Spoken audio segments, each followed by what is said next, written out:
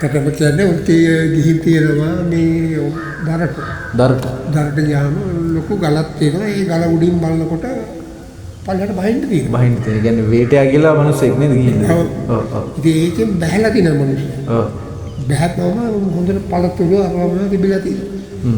පළතුරු එහෙම තිබිලා තියෙනවා නේ. ඒ ගැලින් බැස්සලා පස්සේ. ඔව්. මිනිහට කන්ට පුළුවන් තරම් කාලා. ඔව් කාලා. බැඳගෙන ඉන්න රැත් වෙනකොට බැඳගෙන තාවා. ඔව්. ඒ කියන්නේ පළතුරුට. ඔව්. ගෙදරට ගෙන්න. ගිරිලි පහල් කාලේ හිටිය මිනිස්සු ඉන්දියාවේ ගියා. ඉන්දියාව ගියා. දෙමළ මිනිස්සු නේ. ඊට පස්සේ මොකද උනේ? ගෙදරට ඇවිල්ලා අර බෑග් එක ලිහලා බලනකොට අඟුරු පළතුරු නෙවෙයි. ඔව්. ඒ කියන්නේ එතන ඒ කියන්නේ පළතුරු තිබිලා තියෙනවා. ඒ පල්ලහැට ගේනකොට ඒක පළතුරු නෙවෙයි. එතන තිබිලා තියෙන්නේ අඟුරු. හැබැයි පළතුරු කාලා. පළතුරු මෙතන එනකොට අඟුරු වෙලා. එතන ඒ ගලෙන් උඩට මෙගොඩ ආවට පස්සේ ඒක අඟුරු වුණා. ගලෙන් උඩට ආවට පස්සේ අඟුරු වුණා. ඒකට ගියන් පස්සේ පළතුරු කෑවා. ඉතින් බැගගත්තා ගෙදරින්ට ඒ ගිරියට හැතුනකොට බැගගත්තා ගිරියක්ද ගෙදර ගිහින් බලනකොට තනි කර අඟුරු. අර පොකුණක් කෑමක් හම්බුණා කියලා. පොකුණකුත් තියෙනවා. පොකුණක් තියෙනවා ඇතුලේ. ඒ ගලෙන් ඇතුළට එන්නේ. ඒ මොනසක් කියාපු දේ තමයි මම කියන්නේ. නෑ බොරුවක් එන්න බෑනේ නේ. මොකද ඉස්සර සීලං කමට ආවට පස්සේ මේ කන්ද උඩින් හේවිස්සක් තියෙනවා. අර දෙමළ මිනිස්සු ඉල්ලලා එකෙක් ගස් කල් වලට වැඳලා එළෝ කුකුල කපලා බිලි පූජාරේ මේ තියන්න ගත්තට පස්සේ තමයි නැති වුණා කියන්නේ. නැති වුණා කියන්නේ. ඒ කියන්නේ මොකක් කරේ එතන මේ බෑඩ හවුස් පහයි ගන්නකට පෙරහැර හේවිස්සක් බිලි පූජා කියලා එකක් එහෙම නෙවෙයි. ඉන්ටෙන්ට් ජනගහනේ මේක වැඩි වුණා. මේ ගමේ මිනිස්සු වැඩි වුණා. වැඩුණාට පස්සේ ඒ දිස්ත්‍රිය නැති වුණා. හරි. ඒ දිස්ත්‍රිය මෙතනින් අයින් වුණා. දේවතා ඇලි කියලා තියෙනවනේ. දේවතා ඇලි ඒ දවස්වල තිබ්බා. ඒ දවස්වල. පැයකට පන්දමක් කරගෙන ආවම පේනවා. ඒ කාලේ ටෝචරම නැහැනේ. ඔව් ඒ කාලේ. දැන් සාමාන්‍ය අවුරුදු කීයකට කලින් ඒ ඔක්කොම අවුරුදු 50කට කලින් සිද්ධ. එක පාටම කල පිළිනවා.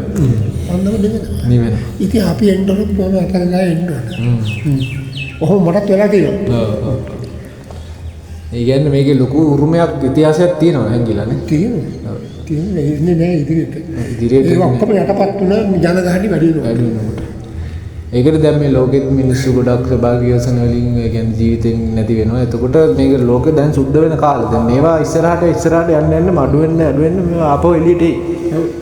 ඒක මොකද වෙන්නේ? ජනගහණි වැඩි වුණාට පස්සේ මිනිසුන්ගේ චරිත බරිතත් බොහොම සෞතු යන්නේ.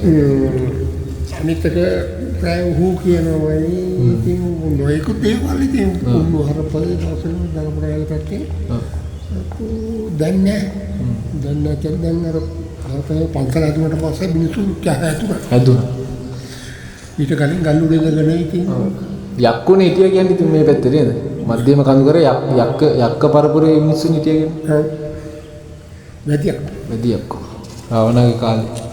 ඒකට මෙතනින් එහා පැත්තට වෙන්න තමයි මයංගනේ තමයි පළවෙනි ස්තූපේ නිර්මාණය කෙරුවේ. මෙතන උඩට අර බෑවුමට මයංගනේ සාහිත්‍ය පොත පේනවා. මෙතන බෑවුමනේ ගලේ. අතෙන්ද පේනවා බණ්ඩාරවැල සාහිත්‍ය පොත අතෙන්. පේනවා අත බුදුන්ට ගියා. උඩට නැග්ගනම් ගොඩක් දේවල් පේනවා. ඒ බණ්ඩාරවැල කියන්නේ ඇල්ල වය පැත්තේ. ඒකට මේ පැත්තෙන් බැත්තෝ මහියංගනේ. ඒකට මෙතන සාමාන්‍ය විශ්ව සත්‍යයත් එක්ක බලද්දී මොකක් හරි කේන්ද්‍රස්ථානයක් වගේ එහෙම දෙයක් තමයි අපිට හිතා ගන්න පුළුවන් නේද මම? තිබ්බාස්කම් තිබ්බා. දැන් නෑ මේ මිනිස්සුන්ගේ නොමනා ක්‍රියාව මත ඒවා යට ගියා. මිනිස්සු විකාටික වෛරයි, තණ්හාව, ක්‍රෝධය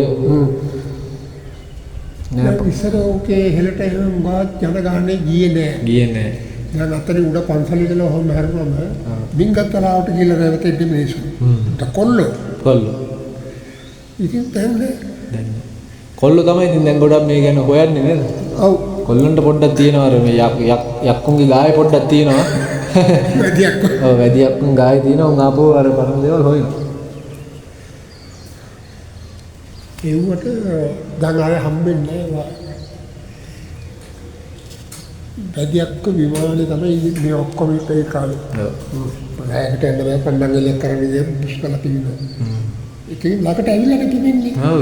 පණ්ඩං එළිය නැත්තම් එක හුස්මට පිපෙන්නේ නෑ. පේන්නේ නෑ. කවුරු හරි ඇවිල්ලා පිඹලා යනවා. කියන්නේ අදෘශ්‍යමාන ශක්තිය විශ්ව ශක්තිය කොහොම දෙබ්බලා දින තැනක් තමයි. මට අනන්තත්වය වගේ සිද්ධ වෙලා තියෙනවා. වෙලා තියෙනවා. පටන්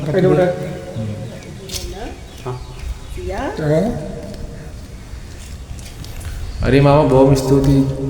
අපි විශ්වාස කරේ ඉතින් බුද්ධ පූජාවල අරගෙන යන විදිහට අපි හරියට පරාය 11 වෙනකොට ඒ දවල් 11 වෙනකොට ඒ 20 සද්ද ඇහෙනවා.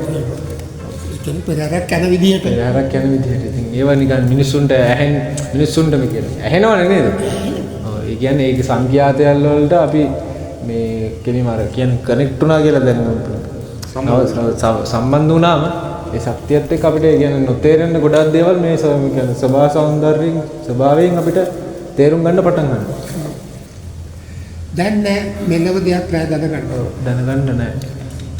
හැබැයි දැන් තමයි හොඳම දේ කියන්නේ දැනගන්න පුළුවන් හොඳම විදිය දැන් තමයි එළමෙන්නේ. ඔව්. ඉතින් දැන් මම පොඩි කාලේ වෙච්ච සිද්ධිය තමයි මම කිව්වේ. පොඩි කාලේ. අවුරුදු 50කට ඉහත. ඔව්. ඒකට දැන් ඒක විතර කාලයක් ඒක හැංගිලා ගිරන් තිකලේ.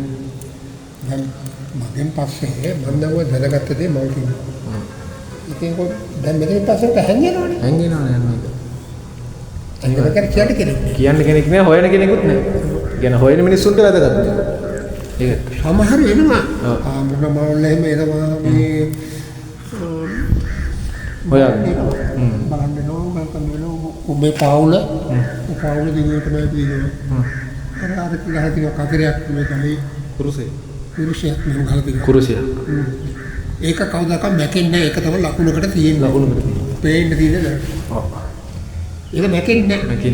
ඒ කියන්නේම ස්ථිරව පවත්වපු දෙයක් මොකක්ද? ඔව් ඒකම තමයි දේවාලෙ පිටලා තියෙන්නේ. මේ කඳු පාමුල.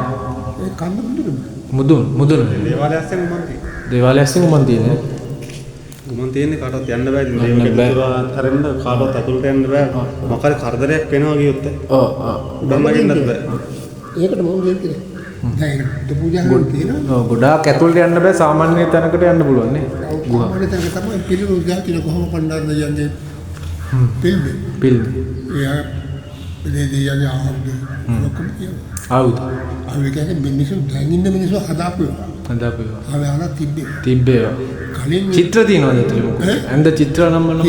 චිත්‍ර ලකුණු තියෙනවා. දුන්නා.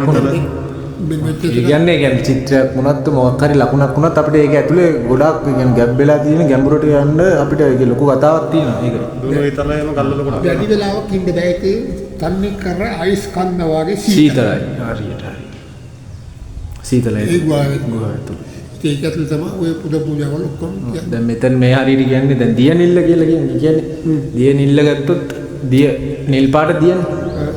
එතකොට දැන් රාවණාත් මේ නිල් දිය පොකුණ තියෙන්නේ. නිල් දිය පොකුණ ගැන අහලා තියෙනවනේ. දැන් ඒකෙත් මොකක් හරි දිය නිල් පාට දියක් ගැන එතන කතා වෙනවා. ඒතකොට මේ දිය නිල්ල ඒ නිල් දිය පොකුණ. මොකක් හරි සම්බන්ධතාවයක් ඇති කියලා හිතනවා. දිය නිල්ල දඬු තිබ්බා. දිය නිල්ල දඬු. ඔව්. දඬු පැත්තේ තිබ්බා ඒ කාලේ උල්පත් එළින්ම මතුවලා ආවා මෙන්න මෙච්චර මහතයි දඬු. ඒව තිබ්බා. දඬු කියන්නේ ගල් දඬුද මට පැහැදිලි නෑ. දිය නිල්ල දඬු. ගස් జాති. ගස් නේ මෙතන උසයි ඉන්නේ ඒක. ඒ වතුර මඩිතිකඩ වලින් තමයි මතුවෙන්නේ. දැන් නෑ.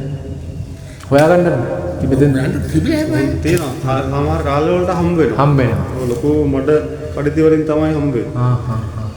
දැන් නෑ. ඉතින් මම සාහිල් කාලෙකින් දැකලා නැහැ. ඉතින් ඒ වගේ තැන්වල ඔය මතුවෙන උල්රිය කවදාවත් හින්දෙන්නේ නැහැ. දැන් එහෙම උල්පත්. පිරිසුදු ජලයේ තියෙන උල්පත්. ඒක අතන ඇතුළට යන්න බෑ පට්ට සීතලයි වනේ. දේවල්ට යන්න බෑ. දේවල්ට යන කෙනෙක් ඉතින් ගිහලා පුද පූජාව කියලා වල මේ එළියට තමයි ඉන්නේ. සීතල ඇතුළේ. ඒ තරම් සීතල. ඒක ඉන්න කඹ මහත්තුරුන්ට ඒක පුරුදු වෙලා ඉතින් කරලා. කරත් ඉතින් අර දොරකොට ගාව වාගේ තමයි හතියා කරන්නේ ඔක්කොම කරන්නේ. ඇතුළට යන්න බෑ. ඒ තරම් සීතල. ඔන්න එච්චර සත්‍යකට කියන්න පුළුවන්. දැන් වටිනවා. මේ කරුණ ටික වටිනවා මොකද? යට ගිහිල්ලා තියෙන ඔක්කොම අතීත. ඒකත් ඒ කාලේ වයසක මිනිස්සු හීනෙන් දැකලා තියෙන ගුහාව. හීනේ වයසක මිනිස්සු ඒ කාලේ. ඔව් ඒකයි. දැන් ඒත් අවුරුදු 40කට කලින් මේ මනුස්සයා තනියෙන් ගිහිල්ලා ඒ වැඩේ කරා. ගිහිල්ලා පහම් පත්තු කරනවා. නෑ මොකක් හරි යාට විශ්වාසයක් දැනෙනවා. විශ්වාසයක් දැනෙනවා. ඊපස්සේ මිනිස්සු ඒක විශ්වාස කරලා ඔක්කොමත් එක දැන් ඇදෙනවා. ඇදෙනවා. ඒකයි දැන් තියෙන්නේ. විශ්වාසය මත හරි බාරයක් ඕනම් බාරයක් වල යන්න ඒක හරියට කරලා දෙයි. කරලා දෙයි.